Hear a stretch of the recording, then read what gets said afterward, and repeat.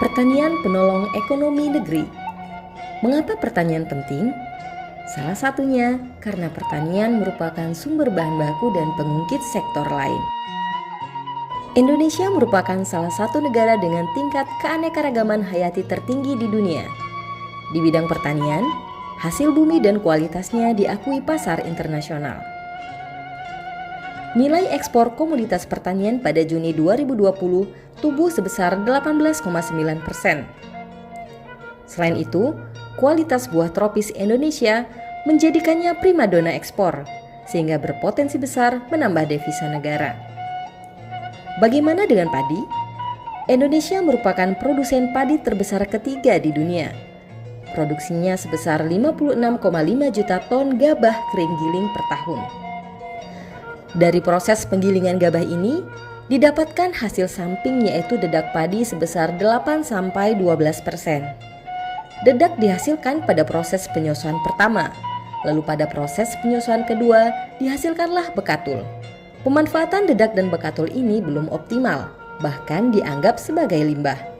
Padahal, jika kadar dedak dan bekatul yang dihasilkan sebesar 10% dari total produksi gabah kering di Indonesia, maka ada sekitar 5,6 juta ton dedak dan bekatul yang potensial untuk dimanfaatkan.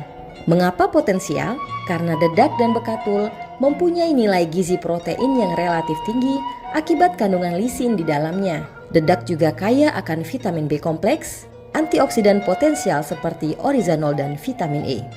Bekatul mengandung 16 hingga 23% minyak. Minyak bekatul kaya akan asam lemak esensial dan antioksidan, terutama gamma orizanol. Kandungan gamma orizanol hanya terdapat pada minyak bekatul. Gamma orizanol mengandung antioksidan yang tinggi untuk menangkal radikal bebas, mengurangi penyerapan kolesterol jahat dari makanan, dan bermanfaat untuk kesehatan serta kecantikan kulit. Kandungan asam lemak esensial dan antioksidan yang cukup tinggi ini membuat bekatul sangat potensial untuk diproses menjadi minyak.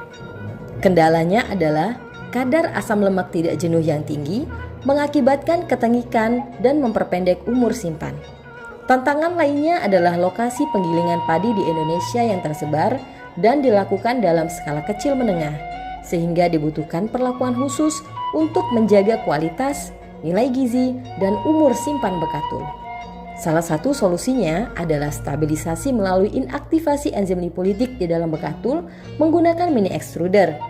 Bekatul yang distabilisasi lebih memudahkan produksi untuk skala industri besar, sehingga akan dihasilkan minyak bekatul yang lebih banyak dan membuka peluang pasar yang lebih luas bagi industri penggilingan padi. Penggunaan dan penguasaan teknologi di bidang pertanian saat ini sangat dibutuhkan untuk meningkatkan kualitas, nilai gizi, serta nilai jual bahan pangan yang dihasilkan.